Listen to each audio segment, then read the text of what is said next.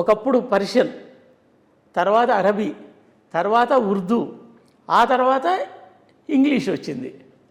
English కంటే ముందు మధ్యలో మరాఠీ భాష, ఆదిలాబాదు ఆదివాసుల మీద మరాఠీ ప్రభావం పడింది.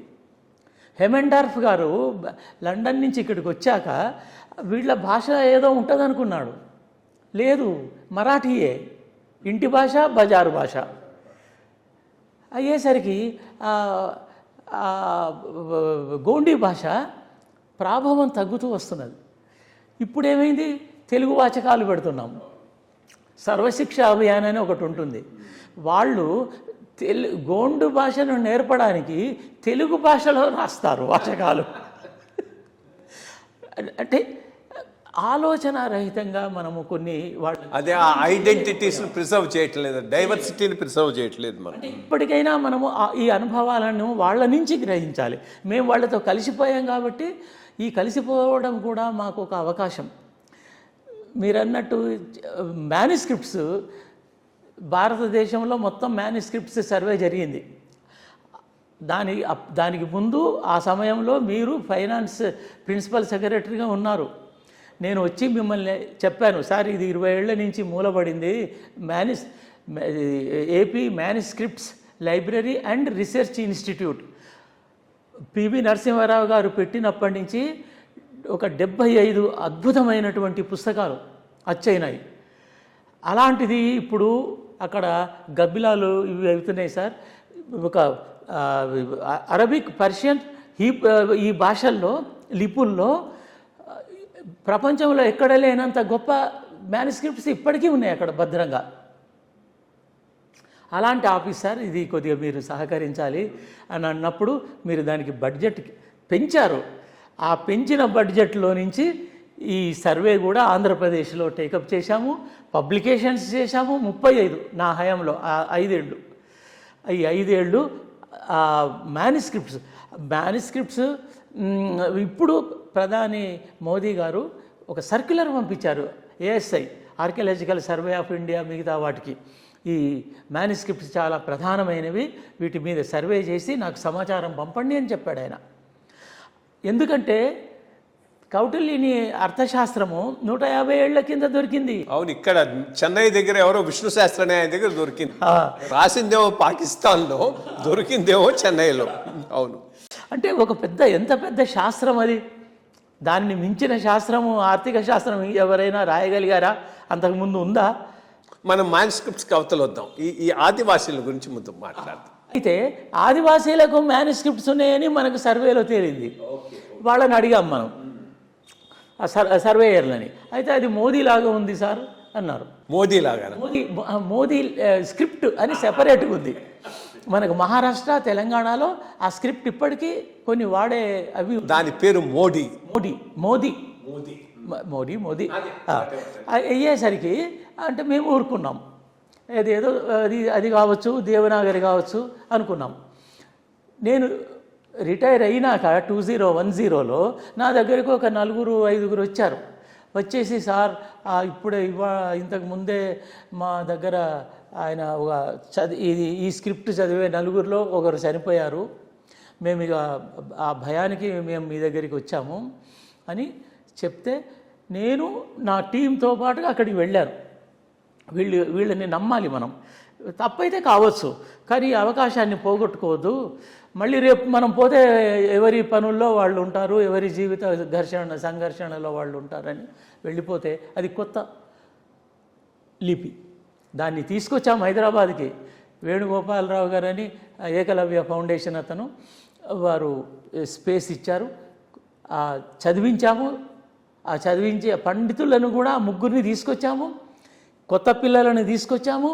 15 రోజులలో కొత్త పిల్లలు అది నేర్చుకున్నారు. ఆ స్క్రిప్ట్ వచ్చేసింది. మనకేదో ర్యాపిడెక్స్ 30 రోజుల్లో నేర్చుకోండి ఇంగ్లీషు, ఫ్రెంచ్ అంటారు. దానికంటే అది ఎంత డిఫరెంట్గా ఉంది మన స్క్రిప్ట్కు, తెలుగు స్క్రిప్ట్, మరాఠీ స్క్రిప్ట్కు ఏమి సంబంధం లేదు. అది సెపరేట్గా దాని మ్యానుస్క్రిప్ట్స్ అక్కడ ఉన్నాయి. ఆ మ్యానుస్క్రిప్ట్స్ని తీసుకొచ్చాం మనం. ఇక తీసుకొచ్చి డిజిటైజ్ చేసాం. ముందు అవి బతకాలి. ఆ తర్వాత ఐటీడీఏ ఉట్నూరుతో కలిసి వాచకాలు వేశాం. సెంట్రల్ యూనివర్సిటీని దీంట్లో ఇంక్లూడ్ చేశాము. దాని సాఫ్ట్వేర్ తయారు చేయించాము. ప్రపంచంలో అన్ని లిపుల పక్కన గుంజాల గోండీ లిపిని కూడా తీసుకొచ్చి పెట్టాము. ఇది గుంజాల గోండీ లిపి. గుంజాల గ్రామంలో దొరికినాయి కాబట్టి దానికి ఆ పేరు పెట్టాం. ఇంకొకటి 2 చిన్న చిన్న స్క్రిప్ట్స్ ఉన్నాయి, కానీ మనము వాళ్ళతో 5 ఏళ్ళు కలిసి మాట్లాడి డెవలప్ చేశాం. అంటే లిపిని అట్లాగే ఉంచితే పోతుంది, దానికి ఆధునిక అవసరాలు కూడా కావాలి. మేము అడిగాము ఏం అక్షరాలు కావాలి అంటే మాకు క్ష ఉండాలి సార్ అన్నాడు. అరే ఎందుకే క్ష దేనికి అవసరం అంటే 1,00,000కు క్ష ఉండాలి కదా సార్, మేము బ్యాంకుకు పోయే అప్పు మాకు 2 లక్షలు అప్పు కావాలంటాం కదా, అప్పుడు మేమేమి రాయాలో తెలియట్లేదు మాకు. వాళ్లకు 10,000 కోట్లు 10 లక్షల కోట్లు సంఖ్యలు ఉన్నాయి. అంటే అంత డెవలప్డ్ లాంగ్వేజ్ అది మనం అట్లాంటి భాషని మనము ఆదివాసీ భాష పోని దాంట్లో తరిచి చూస్తే ఆనాడు కొత్తగా అంటే అది లిపిలో రాసుకున్నప్పుడు ఈ నాగోబా జాతర ప్రారంభం, ఇక్కడికి గోండేతరులు వచ్చి పసుపు కుంకుమలు అమ్ముతున్నారు, కొబ్బరికాయలు అమ్ముతున్నారు, వాటికి రేట్లు వాళ్లే పెడుతున్నారు, మాకు సంబంధం లేకుండా ఉంది అనే అది ఆర్టికల్ కూడా ఉంది. అంటే సాహిత్యం కానీ మ్యానుస్క్రిప్ట్ కానీ ఆయా కాలాలకు సంబంధించిన ఒక ప్రతిబింబం. దాన్ని అట్లా మనం వాటిని చూసి అర్థం చేసుకోవాల్సి ఉంటుంది. ఇకపోతే మన దగ్గర ఇంతకుముందు చెప్పినట్టుగా మా రామరాజు గారు వీళ్లకు లిఖిత సాహిత్యం ఉంది అని ఎట్లయితే ఆయన ఒప్పుకున్నారో, మేము ఆదివాసులకు లిపి ఉందని చెప్తే ఎవరు ఒప్పుకోలే. ఆ లిపులు అది మ్యానుస్క్రిప్ట్స్ తీసుకొచ్చి అది కలర్ జిరాక్స్ యాజ్ ఇట్ ఈస్గా తయారు చేయించి మేము చూపిస్తే అప్పుడు కొంతమంది ఒప్పుకున్నారు. ఆ తర్వాత కానీ అది ఆదివాసీ లిపి ఇప్పుడు ఎందుకు, వాళ్ళకు కూడా ఎందుకు అనే ఆలోచన ఎందుకుందో మనకు, అది దాన్ని బతికించుకోవాలని చూడాలి తప్ప దాన్ని పోగొట్టుకోవడంలో అర్థం లేదు. ఏనాడైనా మళ్ళీ అవసరపడుతుంది. దాంట్లో అది ఈశాన్యము ఇవి ఉంటాయి కదా సార్ దిక్కులు, అట్లా తెలంగాణ అని ఉన్నది. తెలంగాణ అని ఉంది అంటే అది పుట్టినటువంటి మన ఇది సెంట్రల్ ఇండియా ఆ మూలలో ఈ ఆదిలాబాదు గోండులని ఈ తెలంగాణ వాళ్ళు అనేవాళ్ళు. అంటే అప్పటికి ఇది తెలంగాణ ప్రాంతం అనేది ఉంది. తెలంగాణ శాసనం మనకి ఇక్కడ తెల్లాపూర్లో ఉంది కదా సార్, ఇప్పటికీ అది ఉంది. అంటే ఒక పదము ప్రాచీనత మనకు ఎన్నో రకాలుగా. ఇది ఎంత ఓల్డ్ ఈ తెలంగాణ అనేది అంటే అది వాళ్ళ భాషలో భాష అంత తేడా, అంత పూర్వం. అట్లా దాంట్లో ఎన్నో కథలు, నీతి కథలు, పాటలు, సంఘటనలు, వాళ్ళ నీతి సూత్రాలు, వాళ్ళ పంచాయతీలు, ఇవన్నీ అర్థం చేసుకోవడానికి మ్యానుస్క్రిప్ట్ తప్ప వేరే లేదు.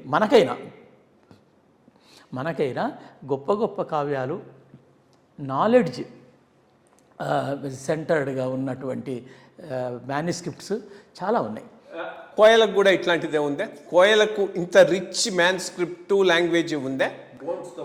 అంటే నేనేమనుకుంటున్నాను సార్, ఒకప్పుడు కోయ గొండు ఇద్దరు ఒకే పాయ, కవలలు ఇటొకరు వచ్చారు అటొకరు పోయారు.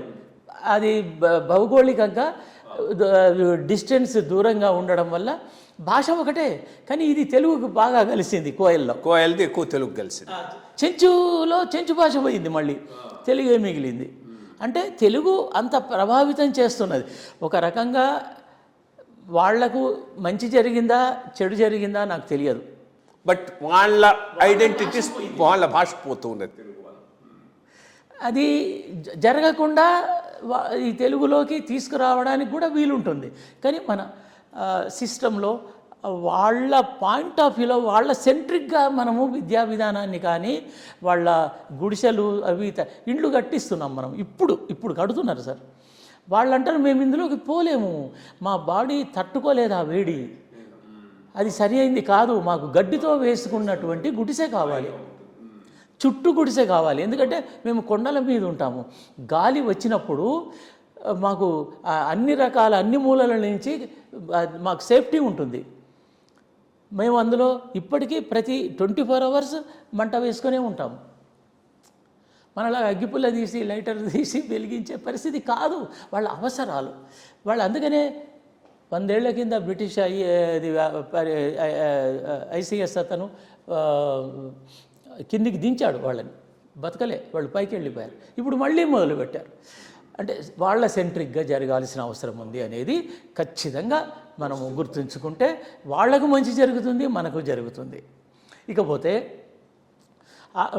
ఈ వాళ్ళ భాష ఇది గుంజాల గోండి లిపి.